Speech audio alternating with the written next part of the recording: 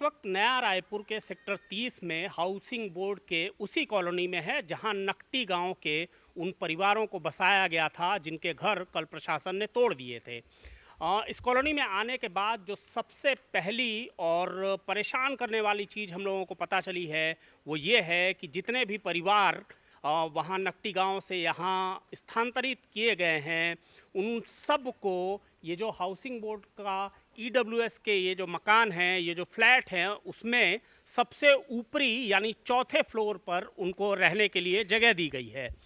समस्या ये है कि बहुत सारे लोग उसमें हमको गांव में ही पता चला था कि ऐसे बहुत सारे परिवार हैं जिनमें विकलांग लोग हैं, जिनमें बुज़ुर्ग हैं और जिनके लिए चौथी मंजिल से आना जाना एक बेहद मुश्किल चैलेंज हो सकता है। मेरे साथ मैं आपको दिखाना चाहता हूं, मेरे साथ ये एक महिला खड़ी हैं। इस महिला को खुद ही ये आपका हाथ क्यों टेढ़ा है, ये क्या है आपको? नहीं चला भैया। बचपन से ही नहीं चल रहा है?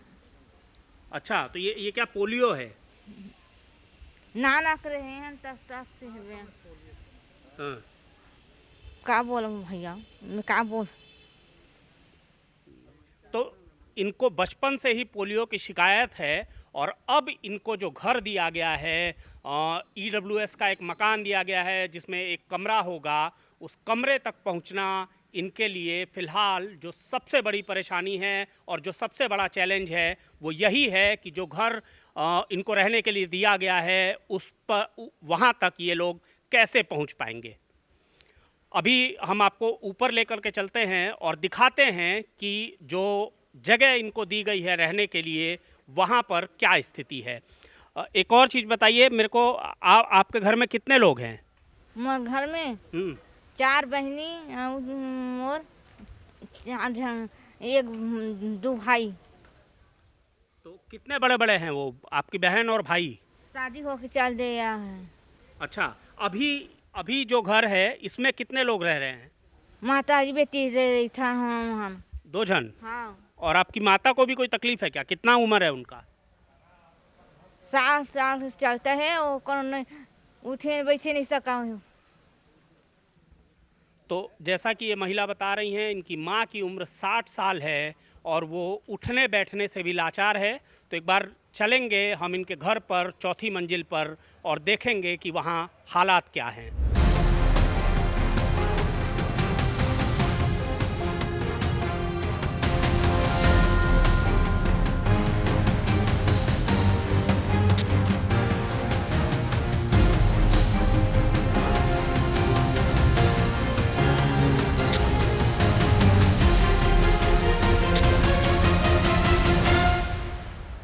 तो ये एक घर है जिसमें ये एक कमरा है और इसके अलावा ये बीच एक और कमरा है और ये किचन है, ये बाथरूम है।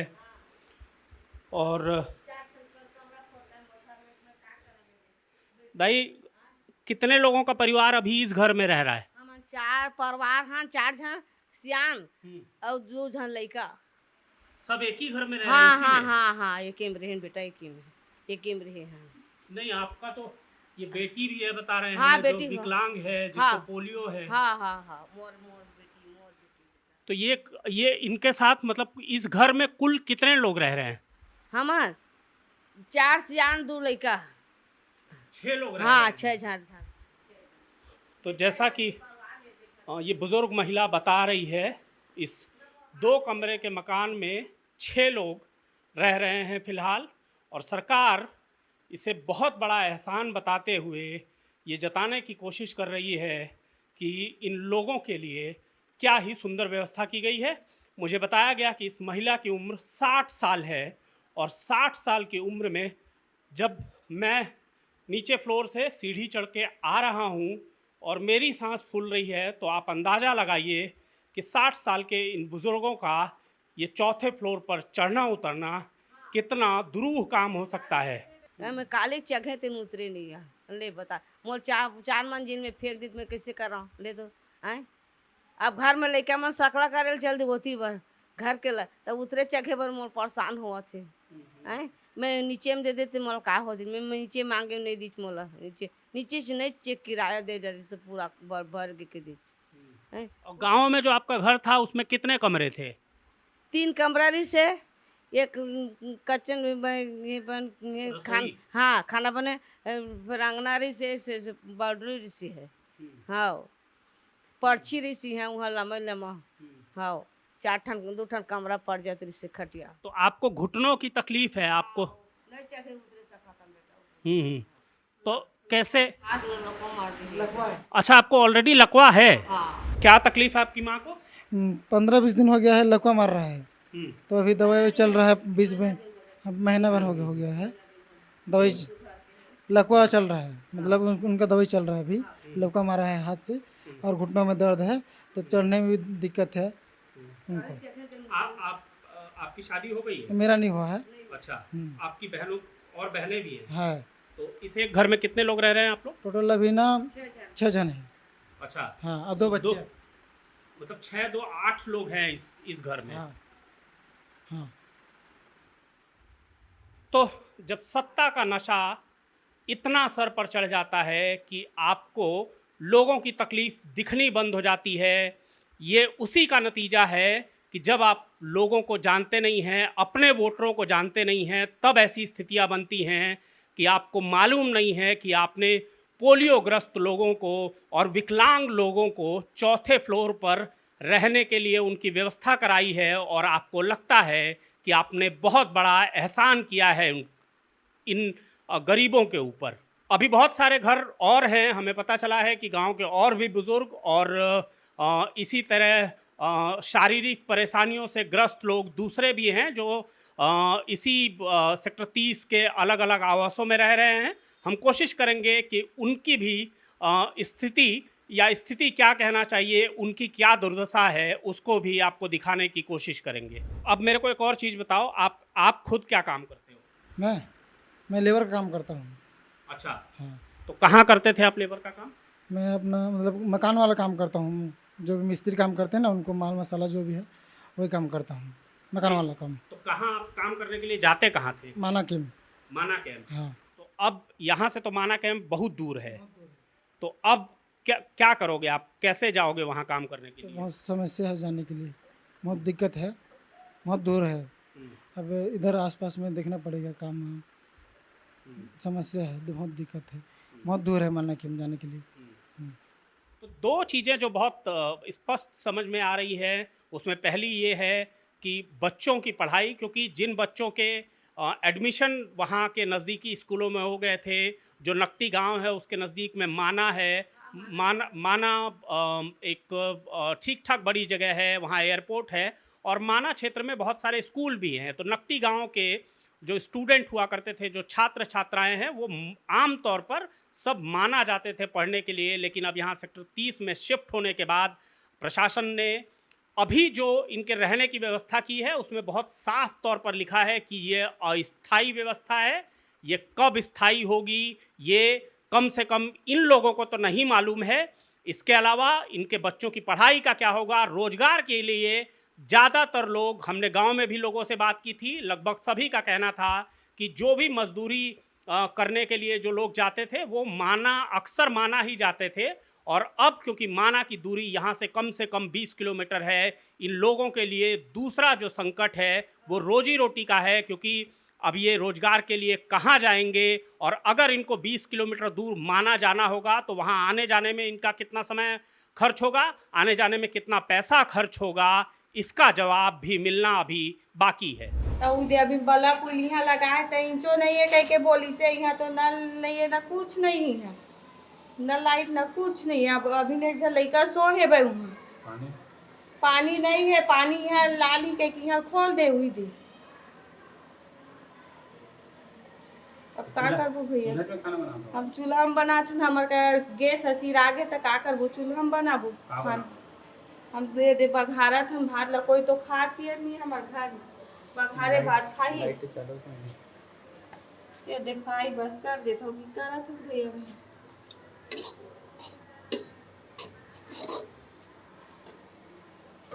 ना रूम मन में कुछ ठिकाना नहीं है भैया, पूरा सीधे रास्ते बन के पूरा ये भाई देख लो, ये दे आके अभी तो इतना पानी है, पानी गिरी तो कितना पानी हुई थे हमन के दिन नहीं पहुंचने अंधियार लाइट चालू कर तू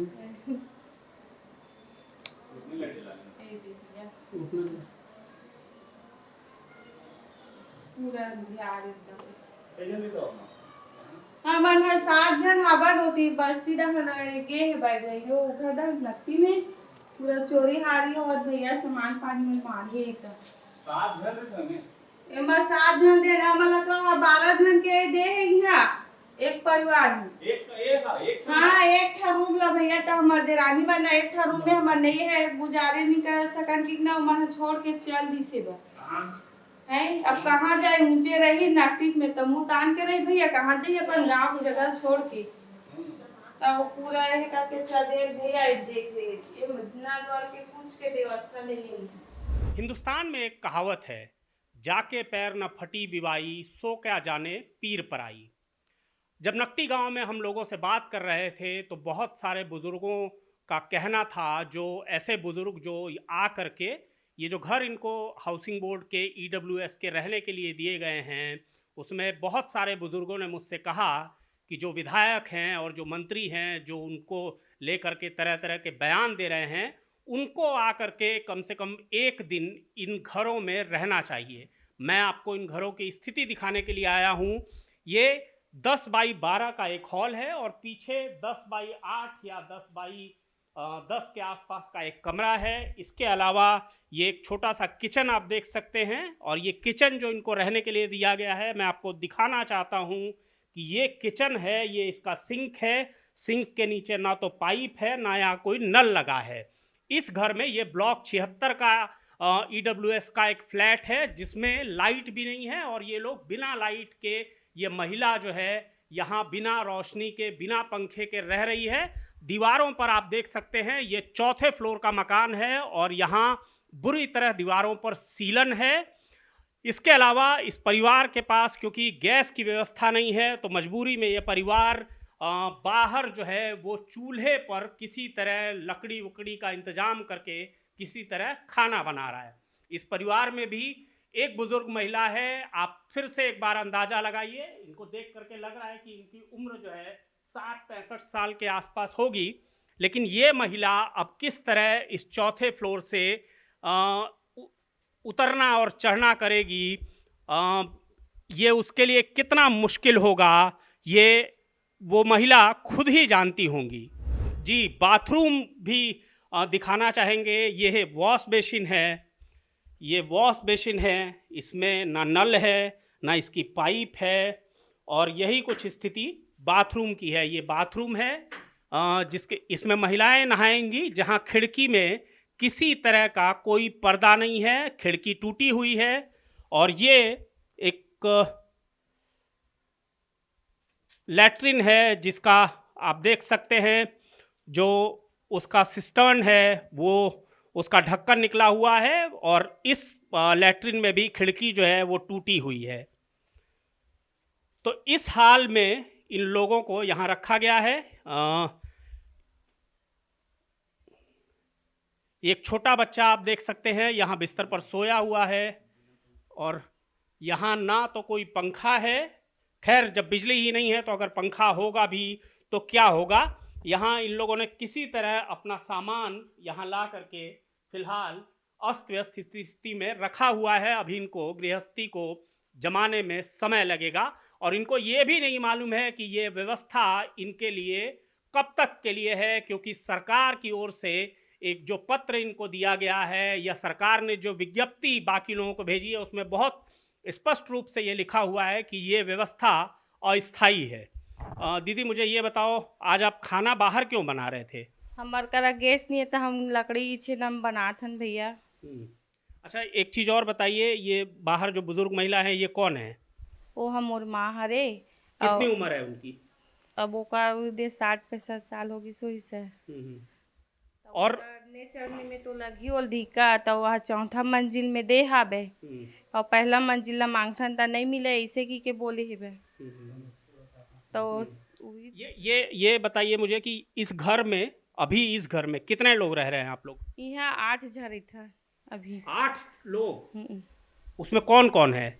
मोर सास है, मोर आदमी है, मोर लइका है और वो दे हमार माँ है बाय और फिर उमन अभी नहीं गे है बाय गाँव गे है ताही उमन अभी और लाइट गांव माने नकटी गांव गए हैं। हाँ सामान मन सब चोरी हारी हुआ थी कि ना सामान मन लहे ले गे लाने बर की के गे हावे तो मन हा ही अभी ये निकल गए हम कहीं फोन लगाए रही से बे तो मन आने वाला है।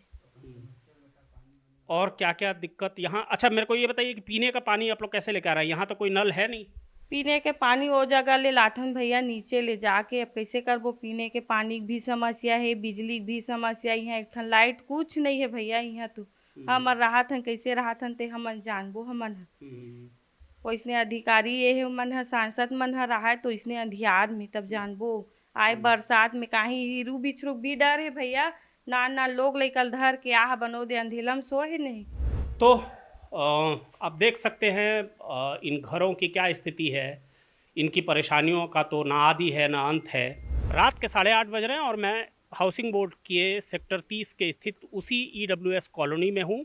आप देख सकते हैं कि सरकार द्वारा दिया गया खाना अभी कुछ देर पहले इन लोगों को मिला है और ये खाना खा रहे हैं।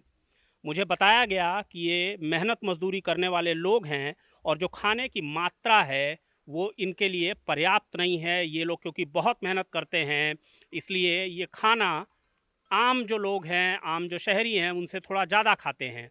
एक और चीज़ आपको मैं दिखाना चाहता हूँ। मेरे हाथ में ये 2 कागज़ हैं। ये कागज़ संपदा अधिकारी का जो कार्यालय होता है छत्तीसगढ़ गृह निर्माण एवं अधोसंरचना विकास मंडल का, उसने ये 2 कागज़ दिए हैं। एक कागज़ में लिखा है कि नकटी गांव के जो विस्थापित हैं उसमें कुछ लोगों को स्थायी मकान यहाँ दे दिए गए हैं बिना किसी शुल्क के, लेकिन कुछ लोगों को अस्थायी तौर पे ये व्यवस्था दी गई है। अब मैं जो जानना चाहता हूँ वो ये है कि क्या ये जिनको अस्थायी रूप से ये मकान दिए गए हैं क्या उनको दोबारा एक बार उनकी जगह से खदेड़ा जाएगा? क्या वो इस देश के नागरिक नहीं हैं? जिसको अस्थायी पट्टा मिला है मैं आपको दिखाना चाहता हूँ। ये शत्रुघ्न यादव हैं जो उसी गांव नकटी में रहते थे। इसमें जो कहा गया है कि नया रायपुर अटल नगर जिला रायपुर में मुख्यमंत्री सह प्रधानमंत्री आवास योजना अंतर्गत सेक्टर 30 में निर्मित EWS प्रकोष्ठ भवन क्रमांक B5 फ्लैट नंबर 302 को श्री शत्रुघ्न यादव पिता श्री चिंताराम यादव को व्यवस्थापन के रूप में पूर्णतः अस्थायी रूप से आवंटित किया जाता है। दूसरा जो पत्र है वो उसी गांव की सुनीता बंजारे को दिया गया है जिसमें लिखा है कि ग्राम नकटी से विस्थापित परिवार के पुनर्विस्थापन हेतु प्रधानमंत्री सह मुख्यमंत्री आवास योजना अंतर्गत निर्मित सेक्टर 30 स्थित EWS प्रकोष्ठ भवन क्रमांक SEC 30 TFBL 73303 का स्थायी आवंटन आदेश। इसमें इस मकान की कीमत लिखी है जो 8,05,000 रुपये है। साथ में ये भी लिखा है कि ग्राम नकटी राजस्व प्रकरण क्रमांक 100 में विस्थापित परिवार के पुनर्विस्थापन हेतु मंडल द्वारा कोई शुल्क नहीं लिया जाएगा। तो ये तो मान लीजिए, बाकी जो तकलीफ़ हैं वो हम ये लोग जो वहाँ नकटी से आए हैं उनकी क्या तकलीफ़ें हैं, बुज़ुर्गों को, अपंग लोगों को, ऐसे लोगों को जो बचपन से पीलियाग्रस्त हैं और इसके अलावा ऐसे लोग जो विकलांग हैं पूरी तरीके से, जो चढ़ नहीं सकते, उनको 4थे फ्लोर पर घरों का आवंटन हुआ है। लेकिन अब एक नया सवाल पैदा हो गया है और नया सवाल ये है कि ये लोग कौन हैं जिनको स्थायी आवंटन नहीं मिला है। आप नकटी के ही रहने वाले हैं। आपकी कितनी उम्र है? मेरा 45 साल चल रहा सर। 45 साल चल रहा है। आप वही नकटी में पैदा हुए थे? हाँ, ये मेरे पिताजी है। तो आप लोग ये बताइए कि ये खाट डाल के बाहर क्यों बैठे हैं? हम लोग का सामान अंदर नहीं किया अभी तक। हम लोग गया था अभी और साहब लोगों से बात करने के लिए, तो कल सुबह भी अंदर करेंगे बोल रहा है और कुछ खाट बाहर पड़ा हुआ है। अभी भी कुछ अंदर नहीं किया है हमारे। और ये सामान आपका है? ये सामान मेरा है। अभी तक का कुछ अंदर नहीं कर रहा है। और अभी खाना दे रहा है। देखो, सुबह पोहा दे दिया, दोपहर में चावल दिया था वो नहीं दिया, उसके बाद अभी दे रहे चावल को। अब हम लोग कैसे करेंगे? तो हल्की बूंदाबांदी शुरू हो चुकी है और आप देख रहे हैं कि इस परिवार का पूरा सामान घर का बाहर रखा हुआ है। ये बारिश में भीग जाएगा। इसमें क्या सामान है अंदर ये तो मालूम नहीं है, लेकिन हमको पता है कि ये इस बोरे में से शायद आप देख सकते हैं ये गोबर के कंडे हैं। तो परिवार वहाँ से जो कुछ भी अपना छोटा छोटा सामान जो कुछ भी ला सकते थे, अब आज तक तो शासन इनको खाना दे रहा है, लेकिन आज के बाद क्या होगा इसको लेकर के कोई क्लैरिटी नहीं है। कल से इनको भोजन मिलेगा या नहीं मिलेगा, और अगर नहीं मिलेगा तो ये परिवार जो अभी फ़िलहाल तो बेघर है, जिसको यहाँ ला करके केवल पटक दिया गया है, उसके सर के ऊपर छत भी नहीं है, बारिश शुरू हो चुकी है, और अगर कल उसका ये कंडा भीग जाता है तो कल उसका चूल्हा कैसे जलेगा, इसका जवाब देने के लिए फ़िलहाल यहाँ कोई मौजूद नहीं है। एक और बुज़ुर्ग महिला मेरे साथ हैं। इनका कहना है कि इनका परिवार बहुत बड़ा है और इनको शायद केवल एक घर दिया गया है। तो दाई क्या हुआ है, क्या परेशानी हो गया आपको? एक घर में गुजारा कैसे हुई? माँ बेटी बहू बेटी कैसे गुजारा करबे? एक घर दे है और रके से रात रे ल घर नहीं मिले। नहीं, अभी जो घर मिला है आप लोगों को, उसमें कितने लोग हैं आप लोग? अभी घर मिले है 3 लोग। 3 लोग मतलब केवल 3 लोग की 3 परिवार? 3 परिवार के एक मतलब 3 परिवार। तो एक परिवार में कितने लोग हैं? एक परिवार में वो में नहीं, अभी वो लड़का मन मोरे साथ है। अच्छा।